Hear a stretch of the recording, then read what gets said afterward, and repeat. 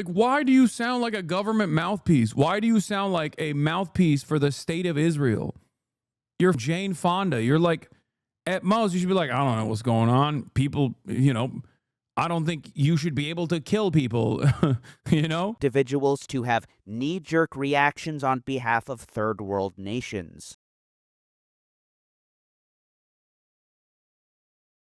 All right, let's do the Israel in movies by GDF. The first award presented at the 50th Academy Awards was for Best Supporting Actress. The 1977 film Julia, starring Jane Fonda, had opened. This is a tricky one because I feel like sometimes it's just that, like, you got writers that are actively just like showing something that's like related to Judaism or whatever, and then people will be like, see, they're always promoting Israel. And it's like it literally snaps into anti-Semitism so quick. But whenever you see like a mention of Krav Maga randomly, or a mention of like flying to Israel, I'm going to Tel Aviv, it's like, wait, what? And it's always some minutia. It's always like something that you did not have to fly to Tel Aviv over, It's just like you just added that in there for no reason. Overall 11 nominations, including for Best Picture, Best Director, and Fonda was herself nominated for Best Actress. She didn't win, but her co-star, Dame Vanessa Redgrave, took home the award for Best Supporting Actress. It was a whirlwind year for Redgrave. While Julia was warmly received, another film she was in that year drew a very different reaction. It was a documentary she produced herself called The Palestinian.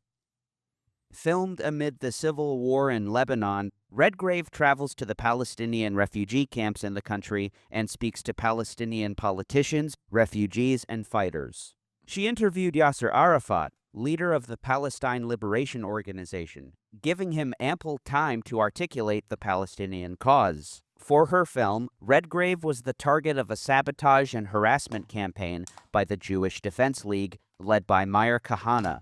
JDL members picketed theaters that played the film and even released mice into at least one of them. Another theater was... Oh my God. Bro, why are pro-Israel people like this? Bro, they did this at UCLA. I mean, JDL is like an actual active domestic organization. And it was branded as such from the American State Department and also the Israeli intelligence community as well. They've since taken them off that designation. Biden did that. Shouts out to old Brandon. Okay. But it's crazy that like this is something that pro-Israel did at UCLA campus where they like tried to release lab rats. I mean, that's crazy, man. That's like biblical plague shit. What are you doing? What are you doing? Which took place after the Oscars. When Redgrave arrived at the Oscars, she saw her likeness hanged in effigy by JDL members who apparently lit it on fire. Police reportedly told her a local JDL leader offered $500 for the ear of the Nazi. I made this film because I believe the Palestinian people have been denied the right to be heard, Redgrave said in defense of her movie. And I salute you, and I pay tribute to you, and I think you should be very proud. 1 second, I'm downloading Peak. That in the last few weeks, you've stood firm. And you... I'm downloading Peak. Playing video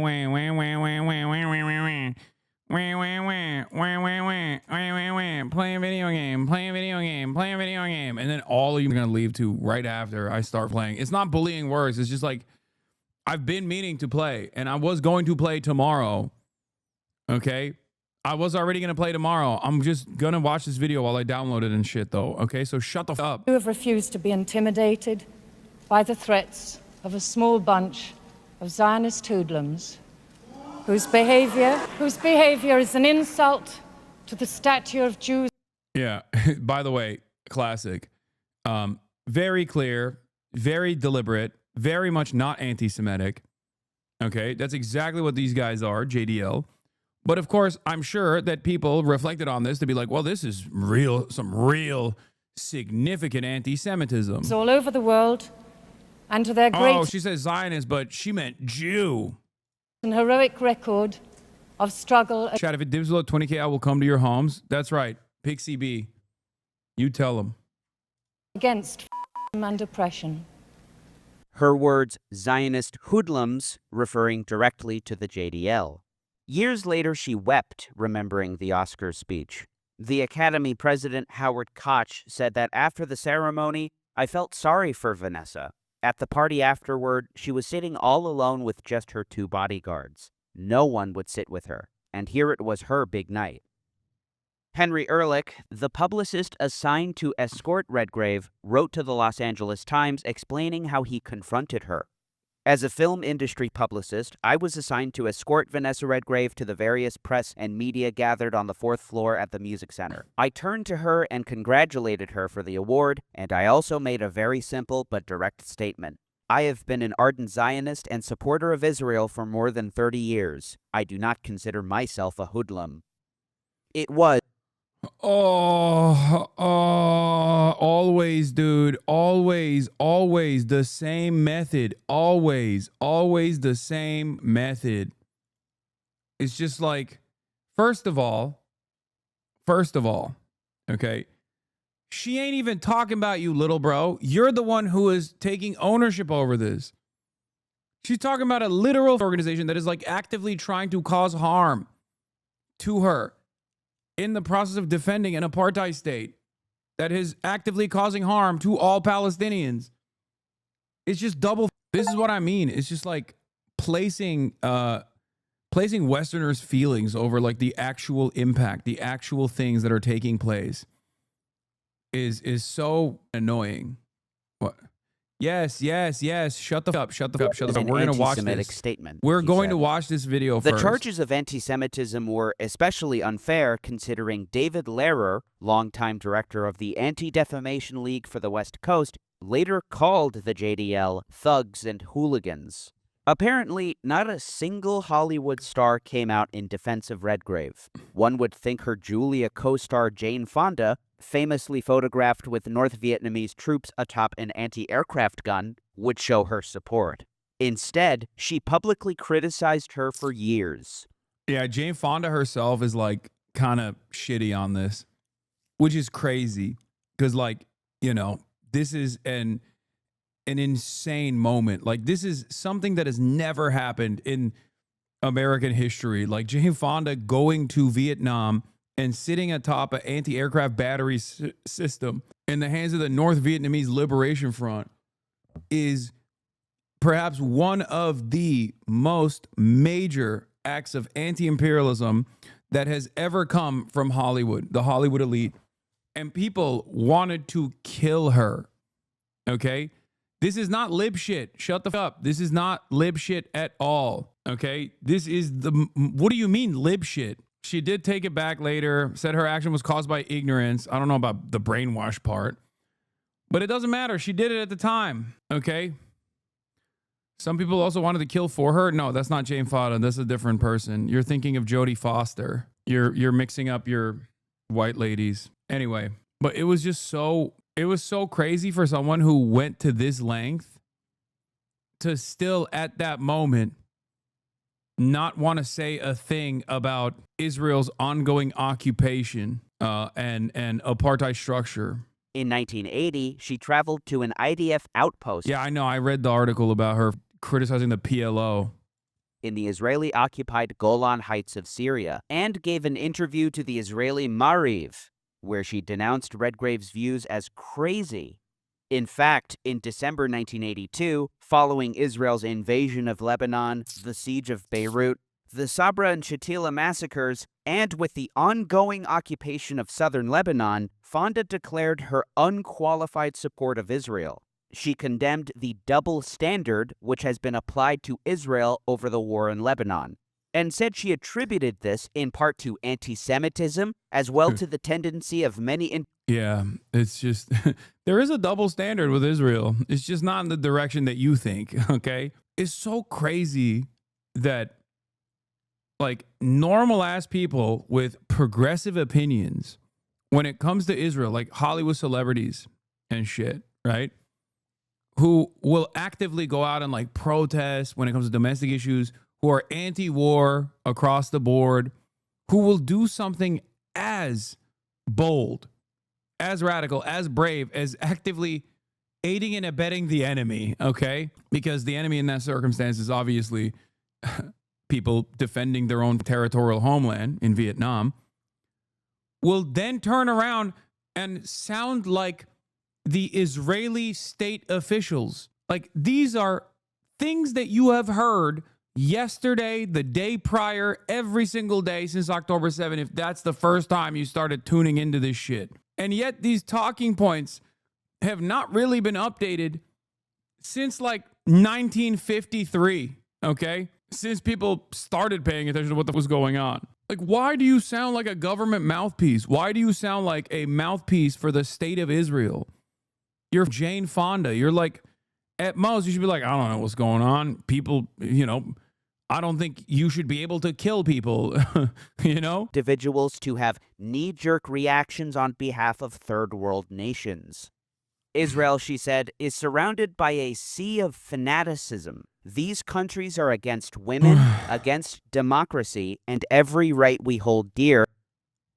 And they're anti-Semitic. Oh my God. The talking points have not been updated at all, bro. That has to be racism, right? Okay. Well, the Vietnamese are Asian. They're not white either. They also received a ton of Orientalism at the time. Isn't that crazy? Yeah, the only updated talking point from this is basically they added homophobic on top of these countries are against women, against democracy, and every right we hold dear. And they're anti-Semitic. In any case, despite her being celebrated for her fraternizing with North Vietnamese troops, she later said she made a huge mistake that made a lot of people think I was against the soldiers. Needless to say, Redgrave's documentary was completely out of the realm of possibility for any major studio. When you think of big-budget films and their depictions of the Palestine conflict, or Arabs and Muslims generally, what do you imagine? Do they contain Palestinian leaders explaining at length their cause and why they fight? Are they humanized or dehumanized? That Redgrave was completely alone at the after-party after winning Best Supporting Actress is telling. It appears to illustrate a near-unanimous condemnation of, or at least a fear to speak out in support of, Redgrave's sentiment. A sentiment born out of her Palestine activism and subsequent harassment. Why did nobody in Hollywood come to her defense? We're all well aware of how small the number of pro-Palestine voices there are in the industry, the consequences that people face for speaking out, and the bias in movies that have long been pro-Israel and outright propagandistic. Indeed, some films have been made with the expressed purpose of serving as propaganda, which we'll see shortly. The Israeli government has provided assistance to a number of big-budget films, some that have had a lasting impact. When the Palestine conflict is covered, Israelis are typically victims, and even when they commit excesses, it's for the greater good in the end. Oh, yeah. The ends justify the means. You had to do it, man. You had to. The Palestinians, on the other hand, fight without moral principles, are unreasonable, impractical, and bloodthirsty. Films have shaped how Americans view Palestinians, Arabs. What sucks is like Munich is such a good movie. That's the other side of it. Like, it's so, like, just if it's not about real events, if you pulled yourself out of it and you didn't consider it to be like a key fixture of propaganda, it's an incredible, I think it's a great movie. Muslims, terrorism, and the U.S.-Israel relationship.